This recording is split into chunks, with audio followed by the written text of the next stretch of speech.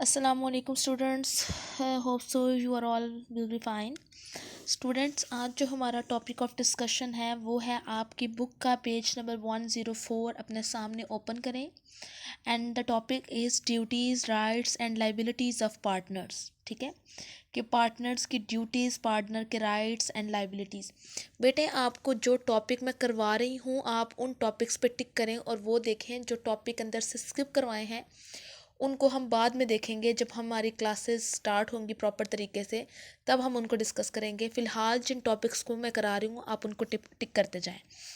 अच्छा, आपका टॉपिक है duties rights and liabilities of partner. First of all we are going to discuss the duties of partner.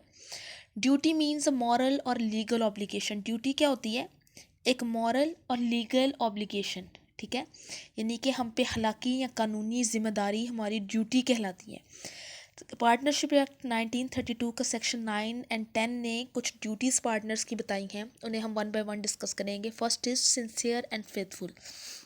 Partner की duty है कि वो सिंसियर हो, मुखलिस हो, फेथफुल हो दूसरे पार्टनर्स के साथ एंड ऑनेस्टली काम करें। ठीक है, उसके बाद है कॉमन एडवांटेज। सेकंड ड्यूटी जो है वो ये है कि पार्टनर की ये ड्यूटी है कि वो कॉमन एडवांटेज का मतलब है एक ही फ़ायदा, एक ही एडवांटेज के लिए फर्म के बिजनेस को कैरी करे। और वो एडवांटेज क्या है? वो है प्रॉफिट अर्निंग। सारे पार्टनर्स की ये ड्यूटी है कि वो कॉमन पर्पस के लिए काम करें। To abide by the decision. Abide का मतलब होता है परफॉर्म करना, फॉलो करना। पार्टनर की ड्यूटी है कि मेजोरिटी ऑफ द पार्टनर्स जो डिसीजन लें वो उसको फॉलो करें, उसको कंसीडर करें। इन्फॉर्मेशन, पार्टनर को हर तरह की इन्फॉर्मेशन बिजनेस के बारे में दूसरे पार्टनर्स को बतानी है। वो किसी इन्फॉर्मेशन को छुपा नहीं सकता। सारी नेसेसरी इन्फॉर्मेशन जो कि बिजनेस को परफॉर्म करने के लिए ज़रूरी है, अगर एक पार्टनर को वो इन्फॉर्मेशन कहीं से मिलती है, पता चलती है, तो वो दूसरे पार्टनर्स को उसके बारे में इन्फॉर्म करेगा। उसके बाद डिस्ट्रीब्यूशन ऑफ लॉस है कि पार्टनर की ड्यूटी है कि in the case of absence of a deed, कि अगर पार्टनरशिप डीड या एग्रीमेंट नहीं है तो हर पार्टनर लॉस को इक्वली शेयर करेगा। उसके बाद है to abide by the agreement, के जो एग्रीमेंट या पार्टनरशिप डीड बनाई है हर पार्टनर की ये ड्यूटी है कि वो उसको फॉलो करेगा जिस तरह दूसरे पार्टनर्स कर रहे हैं। कोई भी पार्टनर जो है वो डीड को फॉलो करने से इनकार नहीं कर सकता। Use of firm property, partner की ड्यूटी है कि वो फर्म की प्रॉपर्टी को, फर्म के जायदाद को अपने पर्सनल इंटरेस्ट के लिए, ज़ाती मुफाद के लिए यूज़ नहीं कर सकता। Secrecy, partner should maintain the secrecy of the business from outsiders. ये पार्टनर्स की ऑब्लिगेशन है, मॉरल अखलाकी ड्यूटी है कि वो फर्म के सीक्रेट्स को दूसरी पार्टीज़ के सामने डिस्क्लोज ना करें। फिर है मेंटेनेंस ऑफ ट्रू अकाउंट्स और फुल इंफॉर्मेशन और true accounts, correct accounts without any mistake and fraud and misrepresentation बनाना या मेंटेन करना, ये पार्टनर की ड्यूटी है कि पार्टनर्स जो भी मैनेजमेंट में पार्टिसिपेट कर रहे हैं और अकाउंट्स को डील कर रहे हैं वो ट्रू अकाउंट्स जो हैं वो मेंटेन करें। To indemnify firm from any loss, अगर पार्टनर की किसी गलती की वजह से फर्म कोई लॉस सफ़र करती है उसकी किसी हरकत की वजह से, तो ये पार्टनर की ड्यूटी है कि वो नुकसान की तलाफ़ी करेगा। इंडेमनीफाई का मतलब होता है नुकसान की तलाफ़ी करना।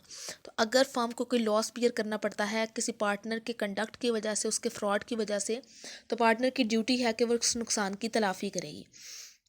उसके बाद है यूज़ ऑफ पावर, पार्टनर जो है वो अपनी पावर सिर्फ उस लिमिट्स के अंदर अंदर एक्सरसाइज कर सकते हैं जो उन्हें फर्म ने असाइन किया। कोई पार्टनर अपनी लिमिट करदा पावर से ज़्यादा पावर को एक्सरसाइज नहीं कर सकता। Profit should be paid to the firm, और अगर ये पार्टनर की ड्यूटी है कि अगर ये फर्म के किसी सोर्स से कोई प्रॉफिट अर्न करता है, मतलब सपोज करें फर्म का कोई एरिया फ्री है और उसको रेंट पे दे दिया गया और वो पार्टनर उसका रेंट खुद रख रहा है, तो ये प्रॉफिट जो है ये फर्म की मैनेजमेंट को पे करना है और सबके दरमियान इक्वली तरीके से डिस्ट्रीब्यूट होगा, कोई एक पार्टनर इसको नहीं रख सकता। उसके बाद बेटे ये ड्यूटीज़ थी। उसके बाद है rights of the partners, partner के कुछ राइट्स हैं। राइट्स मीन प्रॉपर क्लेम और legal authority to do something, कि क्लेम होना या लीगल कानूनी अथॉरिटी आपके पास होना कोई काम करने की। तो पार्टनरशिप एक्ट के सेक्शन 12 और 13 ने पार्टनर्स के राइट्स के बारे में बताया है। ये बेटे in the absence of agreement, अगर पार्टनरशिप डीड या एग्रीमेंट में राइट्स ड्यूटीज़ नहीं बताई जाती तो फिर पार्टनरशिप एक्ट 1932 के सेक्शंस में ड्यूटीज़ एंड राइट्स के बारे में बताया गया, आप उन्हें ऑप्ट कर सकते हैं। ये उन्हीं राइट्स की बात की जा रही है कि एक्ट के सेक्शन 12 और 13 में पार्टनर्स के कुछ राइट्स के बारे में बताया गया है। वो कौन कौन से हैं? उसमें से फर्स्ट है राइट ऑफ प्रॉफिट। आप सबको क्लियर है ये बात कि हर पार्टनर का राइट है कि वो फर्म के प्रॉफिट को ले सकता है। इंटरेस्ट ऑन कैपिटल, अगर किसी पार्टनर ने, हर पार्टनर आपको पता है जब पार्टनरशिप में एंटर होता है तो वो कैपिटल लेके आता है। तो पार्टनरशिप डीड में अगर आपने ये डिसाइड किया है कि आप इंटरेस्ट ऑन कैपिटल पे नहीं करेंगे तो किसी पार्टनर को ये राइट नहीं कि वो इंटरेस्ट ऑन कैपिटल ले। लेकिन अगर आपने ये मेंशन किया है कि पार्टनर्स को उनके कैपिटल पे इंटरेस्ट पे किया जाएगा तो फिर वो पे किया जाएगा। रेट ऑफ इंटरेस्ट, अगर पार्टनर्स जो हैं वो कैपिटल के अलावा कोई एडवांस देते हैं, ठीक है, फर्म को, मतलब सपोज करें कि कैपिटल 6 लाख पार्टनर लेके आया, लेकिन इसके साथ साथ उसने एक्स्ट्रा किस्म का कोई लोन या एडवांस फर्म को दिया, तो उसको फिर ये एंटाइटलमेंट होती है या उसको इजाज़त दी जाती है कि वो 6% एनुअली जो है वो उस पर इंटरेस्ट चार्ज कर सकता है, क्योंकि वो कैपिटल नहीं होता बल्कि वो लोन होता है जो उसने फर्म को असाइन किया होता है। उसके बाद राइट टू रिसीव अमाउंट, हर पार्टनर का राइट है कि उसने फर्म को लॉस से बचाने के लिए अगर कोई एक्सपेंसेस किए थे तो उस अमाउंट को रिसीव कर सकता है। Right of management, her partner का राइट है कि वो मैनेजमेंट में पार्टिसिपेट कर सकता है। Right of inspection, her partner का राइट है कि वो बिजनेस के अकाउंट्स को चेक कर सकता है, इंस्पेक्ट कर सकता है, उनकी जांच पड़ताल कर सकता है। रेम्यूनरेशन, एक पार्टनर जो है वो रेम्यूनरेशन मीन्स सैलरी वगैरह नहीं ले सकता बिजनेस को मैनेज करने के लिए, ठीक है, अगर ये पार्टनरशिप में डिसाइड नहीं है। लेकिन समटाइम्स एग्रीमेंट में किसी पार्टनर को एक्स्ट्रा काम के लिए रेम्यूनरेशन या सैलरी पे की जाती है, तब उस केस में आप उसको पे करेंगे। अदरवाइज पार्टनर वैसे कोई भी रेम्यूनरेशन या सैलरी रिसीव नहीं करता बिजनेस में काम करने के लिए। Right of opinion, her partner का राइट है कि वो अपना ओपिनियन एक्सप्रेस कर सकता है पार्टनरशिप बिजनेस को मैनेज करने के लिए। नेचर ऑफ बिजनेस, किसी पार्टनर के पास ये राइट नहीं कि वो बिजनेस की नेचर चेंज कर दे without the consent of all the partners. सारे पार्टनर्स की रजामंदी के बाद बिजनेस की नेचर को चेंज किया जाता है, कोई एक पार्टनर अपनी मर्जी से बिजनेस की नेचर को नहीं बदल सकता। राइट ऑफ एडमिशन, नया पार्टनर एडमिट नहीं हो सकता without the consent of all the partner. सारे पार्टनर्स रजामंदी देंगे तो नया पार्टनर आएगा। उसके बाद है right of existence, every partner has right to live in the business and no partner of the firm can expel the other partner. हर पार्टनर को ये राइट है, ये उसका हक है कि वो फर्म में रह सकता है और कोई भी पार्टनर उसको एक्सपेल नहीं कर सकता। राइट टू एक्सरसाइज पावर, हर पार्टनर का राइट है कि जो पावर उसको दी गई है वो उसको एक्सरसाइज कर सकता है, बिजनेस के कंडक्ट में अपनी पावर को यूज़ कर सकता है। Right of retirement, her partner का ये राइट है कि वो 14 डेज पहले एक नोटिस देकर फर्म से रिटायरमेंट ले सकता है, ठीक है, पार्टनरशिप से रिटायरमेंट ले सकता है। उसके बाद है एजेंट ऑफ फर्म, ये मैंने आपको बताया था कि पार्टनरशिप में हर पार्टनर दूसरे पार्टनर के एजेंट के तौर पर काम करता है और अपनी एक्टिविटी से बाकी पार्टनर्स को बाइंड कर देता है। न्यू बिजनेस, रिटायर्ड पार्टनर या आउटगोइंग पार्टनर का ये राइट है कि वो सेम बिजनेस जो है वो इस्टेब्लिश कर सकता है बट आफ्टर रिटायरमेंट। लेकिन जब तक आप एक फर्म के पार्टनर होते हैं आप सिमिलर बिजनेस इस्टेब्लिश नहीं कर सकते। ये थे राइट्स। उसके बाद है लाइबिलिटीज़ ऑफ पार्टनर, पार्टनर्स की लाइबिलिटीज़ क्या हैं। तो पार्टनरशिप एक्ट 1932 के सेक्शन 13C ने पार्टनर्स की लाइबिलिटीज़ यानी कि उनकी जिम्मेदारियों के बारे में बताया है। लाइबिलिटी का मतलब है रिस्पॉन्सिबिलिटी फिक्स्ड और फ्रेम्ड बाय लॉ, ऐसी रिस्पॉन्सिबिलिटी जो फिक्स्ड हो, जो लॉ ने आपके ऊपर इम्पोज कर दी है, लगा दी है, ठीक है। उसमें सबसे पहले देखें जॉइंट लाइबिलिटी। जॉइंट लाइबिलिटी का मतलब ये है कि आपको मैंने बताया था पार्टनरशिप में फर्म्स की लाइबिलिटी अनलिमिटेड होती है। इसका मतलब ये है कि फर्म के हर एक्ट के लिए सारे पार्टनर जॉइंटली लाइबल होते हैं। इनकी प्राइवेट प्रॉपर्टी भी यूज़ हो सकती है बिजनेस के डेट्स को पे करने के लिए। तो पार्टनरशिप में सारे पार्टनर्स जॉइंटली लाइबल होते हैं फर्म्स के एक्ट के लिए।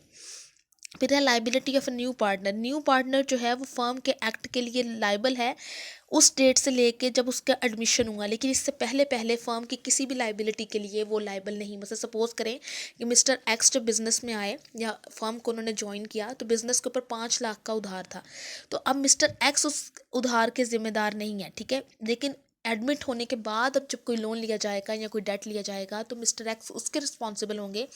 एडमिशन से पहले पहले वाले जो लोन है या एडवांसेस हैं या लाइबिलिटी है वो उसके लिए लाइबल नहीं है।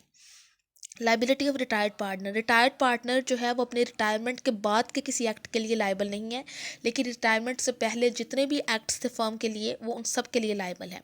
Liability of deceased partner, deceased partner की जो प्रॉपर्टी है वो उसकी डेथ के बाद के किसी इवेंट के लिए लाइबल नहीं होती, लेकिन उससे पहले पहले उसकी अगर उसकी डेथ से पहले पहले जितने भी एक्शंस हैं उसके लिए वो लाइबल होगी, उसकी प्रॉपर्टी से वो क्लेम किए जा सकते हैं।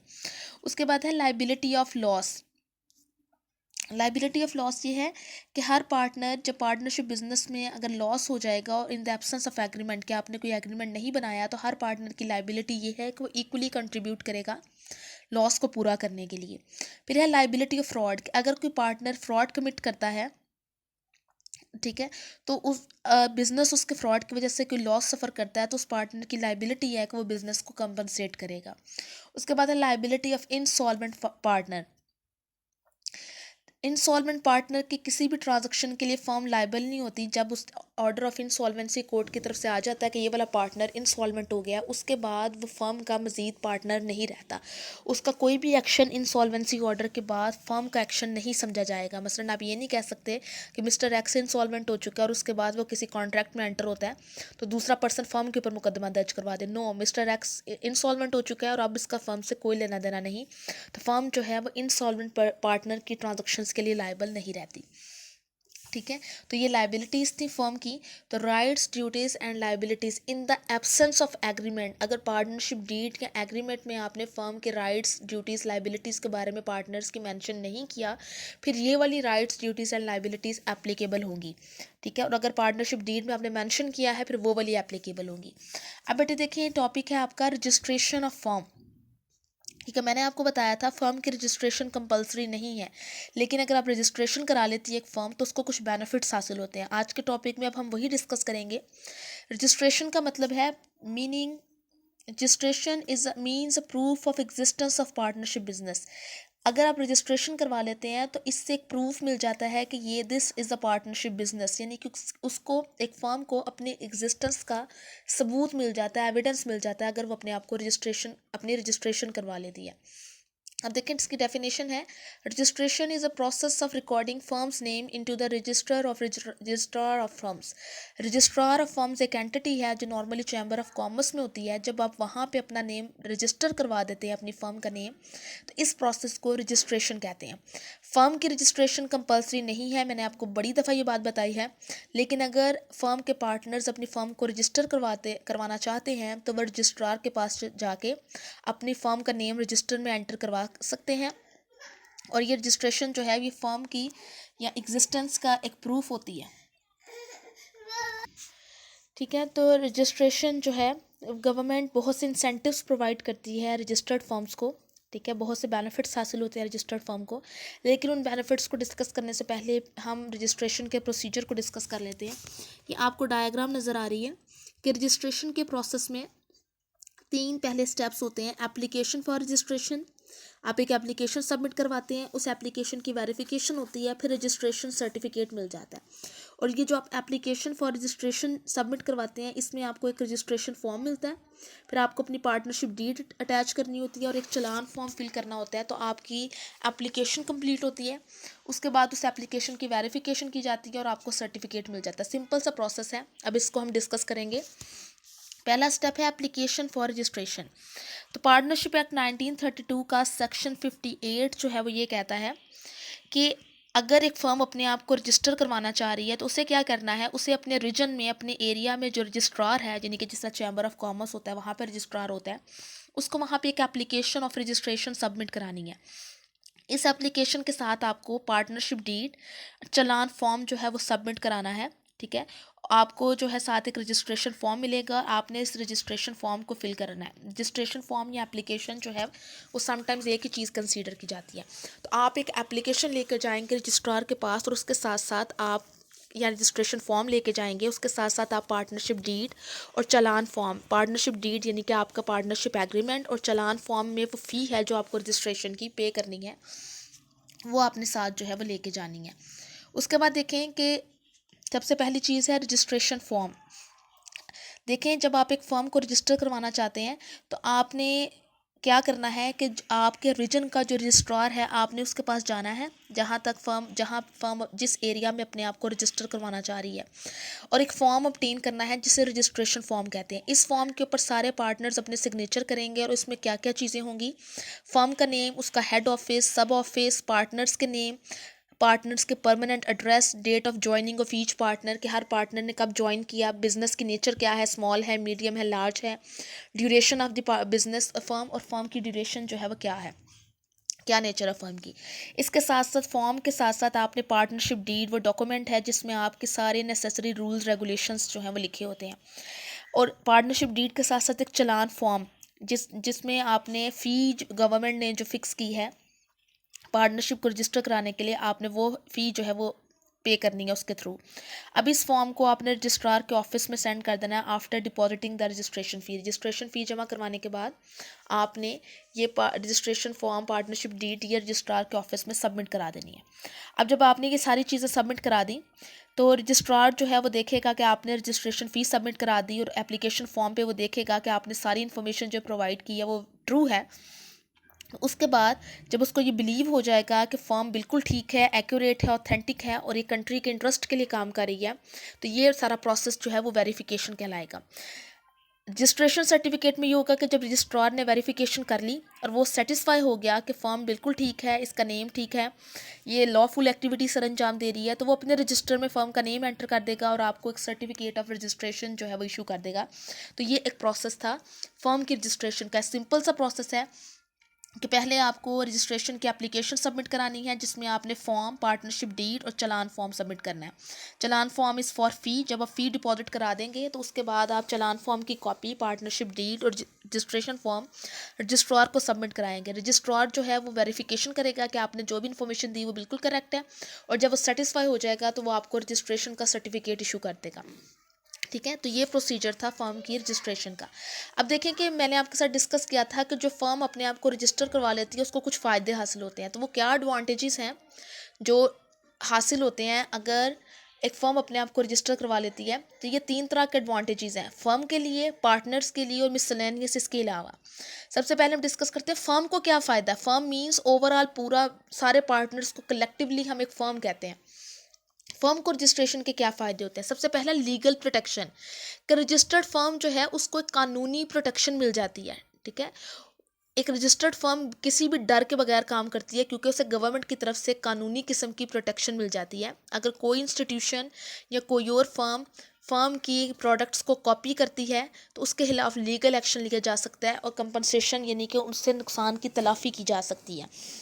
ठीक है, तो ये है कि कानूनी प्रोटेक्शन मिल जाना रजिस्टर्ड फर्म को। उसके बाद है राइट ऑफ लीगल एक्शन। एक और एडवांटेज जो कि फर्म को हासिल होता है रजिस्टर्ड फर्म को, वो ये है कि वो दूसरे पर्सनस या इंस्टीट्यूशंस के खिलाफ मुकदमा दर्ज करवा सकती है अपने इंटरेस्ट्स को या अपने राइट्स को महफूज करने के लिए, सेफ गार्ड करने के लिए।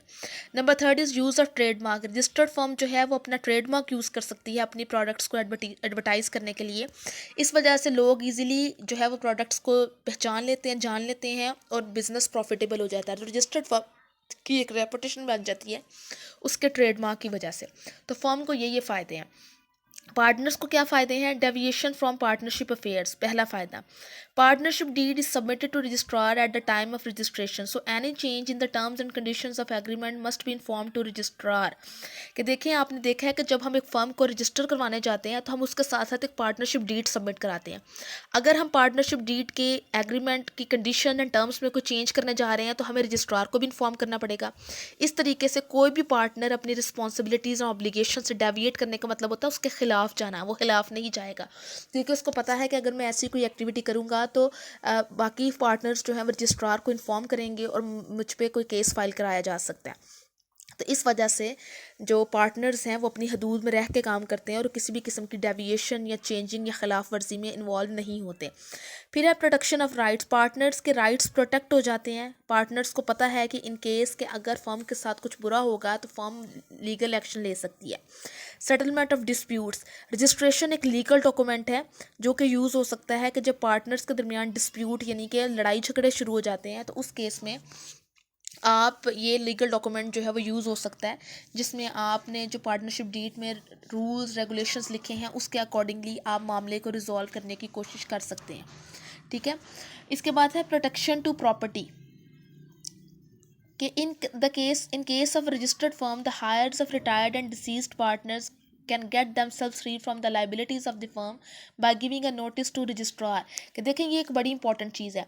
रजिस्टर्ड हो फर्म तो जो पार्टनर रिटायर हो जाता है या जो पार्टनर डिसीज्ड यानी कि मर जाता है उसके लीगल हायर रजिस्ट्रार के पास जाएंगे, उसका डेथ सर्टिफिकेट या रिटायरमेंट सर्टिफिकेट प्रेजेंट करेंगे जिससे रजिस्ट्रार जो फर्म के नेम्स में से उस पार्टनर का नाम काट देगा। इस तरह से एक लीगल प्रूफ हासिल हो जाएगा रिटायर्ड पार्टनर को, डिसीज्ड पार्टनर को, ताकि बाद में उसको किसी भी फर्म के एक्शन के लिए लायबल करार ना दिया जा सके। जबकि दूसरी तरफ अगर फर्म अनरजिस्टर्ड हो तो कोई प्रूफ नहीं होता कि पार्टनर की डेथ हो गई है या वो रिटायर हो गया, और वो कंटिन्यूस बेसिस पे फर्म के सारे डेट्स के लिए लायबल बनता जाता है। तो ये एक बड़ा इंपॉर्टेंट इशू है कि अगर फर्म रजिस्टर्ड होगी तो आसानी से जो रिटायर्ड पार्टनर है या डिसीज पार्टनर है उसके लीगल हायर्स रजिस्ट्रार के पास जाएंगे और उसका नेम कटवा देंगे। जबकि अनरजिस्टर्ड फर्म में ऐसा पॉसिबल नहीं होता। इस वजह से जो रिटायर्ड पार्टनर होता है या डिसीज पार्टनर होता है वो फर्म के लॉसेस का जिम्मेदार बनता जाता है। उसके बाद है protection to creditor. Registered firm जो है वो correct and complete records maintain करती है, क्योंकि उन्हें पता होता है कि हमें कानूनी हैसियत हासिल है और हम गलत किस्म की इन्फॉर्मेशन शो नहीं कर सकते। इस वजह से जो फर्म के क्रेडिटर्स हैं उन्हें भी फर्म की शोहरत का या फर्म की जो रेपुटेशन है उसका यकीन हो जाता है कि फ़र्म कोई भी रॉन्गफुल किस्म का बिजनेस नहीं कर रही, क्योंकि ये एक रजिस्टर्ड फर्म है, इसलिए वो फर्म को लोन देते हुए हेजिटेट नहीं करते। तो ये फ़ायदे हैं पार्टनर्स को। उसके बाद बेटे कुछ मिसलेनियस का मतलब होता है कुछ एक्स्ट्रा एडवांटेजेस क्या हैं। सबसे पहला है क्रेडिट फैसिलिटी। रजिस्टर्ड फर्म की रेपुटेशन अच्छी होती है तो बैंक्स एंड फाइनेंशियल इंस्टीट्यूशंस बगैर हिचकिचाहट के उन्हें क्रेडिट या लोन असाइन कर देते हैं। पब्लिक कॉन्फिडेंस है, पब्लिक ज़्यादा कॉन्फिडेंस शो करती है रजिस्टर्ड फर्म्स के ऊपर, क्योंकि उन्हें पता होता है कि ये गवर्नमेंट की सुपरविजन के अंडर काम कर रही हैं और ये हमारे साथ किसी भी किस्म का फ्रॉड नहीं कर सकती। बिजनेस की रेपुटेशन अच्छी हो जाती है। अगर आप अपने फर्म की रजिस्ट्रेशन करवा लेते हैं, आपकी फर्म का एक नेम बन जाता है, एक ट्रेडमार्क आपको मिल जाता है और आप कॉन्फिडेंटली लोगों के साथ ट्रांजेक्शन कर सकते हैं। और saving in tax, firm registered हो तो वो गवर्नमेंट की तरफ से उसको टैक्स इंसेंटिव्स या टैक्स क्रेडिट मिलते हैं जिसमें उसको टैक्स की छूट होती है, जबकि अनरजिस्टर्ड फर्म्स को इस तरह का कोई भी इंसेंटिव नहीं मिलता। ठीक है बेटे, तो ये जो है ये डिफरेंट तरह के फ़ायदे थे फर्म के रजिस्ट्रेशन के। लास्ट पॉइंट रह गया है कॉन्सिक्वेंस ऑफ नॉन रजिस्ट्रेशन, कि वो फर्म्स जो कि रजिस्ट्रेशन नहीं करवाती यानी कि अनरजिस्टर्ड पार्टनरशिप फर्म्स को क्या नुकसान बर्दाश्त करने पड़ते हैं।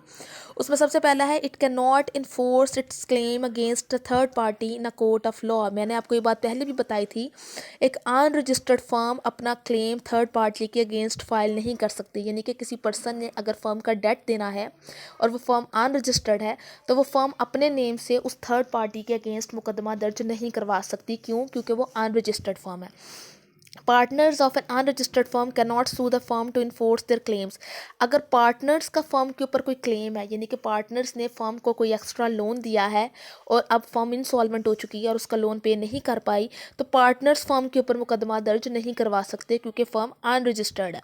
Partners of an unregistered firm can not sue the firm to enforce their claims. ठीक है, ये वही बात है। Partners of an unregistered firm can not file a suit against each other. Unregistered firm के पार्टनर्स एक दूसरे के ऊपर भी मुकदमा दर्ज नहीं करवा सकते। सपोज करें कि किसी पार्टनर ने फ्रॉड किया तो बाकी पार्टनर्स उस पार्टनर के ऊपर मुकदमा दर्ज नहीं करवा सकते। क्यों? क्योंकि वो फर्म जो है वो अनरजिस्टर्ड है। इसके अलावा नॉन रजिस्ट्रेशन जो है वो ये नुकसानात हैं नॉन रजिस्ट्रेशन कराने के, लेकिन नॉन रजिस्ट्रेशन जो है वो कुछ राइट्स को इफ़ेक्ट नहीं करती। मसलन ये कि ये कुछ पॉइंट्स जो 1 से लेके 5 तक नीचे हैं, ये वो पॉइंट्स हैं जो इवन कि अगर फर्म अनरजिस्टर्ड भी हो तो भी फर्म जो है वो इन पॉइंट्स को अवेल कर सकती है। एन आउटसाइड और a third party can file a suit against an unregistered firm as well as against its partner. अब देखें, अनरजिस्टर्ड फर्म किसी दूसरे पर मुकदमा दर्ज नहीं करवा सकती, लेकिन कोई दूसरी पार्टी अनरजिस्टर्ड फर्म के ऊपर मुकदमा दर्ज करवा सकती है और उसके पार्टनर्स के ऊपर भी नुकसान ही हो गया ना। अगर आप रजिस्टर्ड होते तो आप भी उस पर मुकदमा दर्ज करवा सकते थे, लेकिन एक अनरजिस्टर्ड फर्म दूसरों के ऊपर मुकदमा दर्ज नहीं करवा सकती, लेकिन दूसरे उसके ऊपर मुकदमा दर्ज करवा सकते हैं। An unregistered firm and its partners can file lawsuits if the firm has no place of business in Pakistan. एक अनरजिस्टर्ड फर्म और उसके पार्टनर्स जो हैं वो लॉ सूट्स यानी कि केस फाइल करा सकते हैं अगर फर्म का कोई बिजनेस जो है वो पाकिस्तान में नहीं है।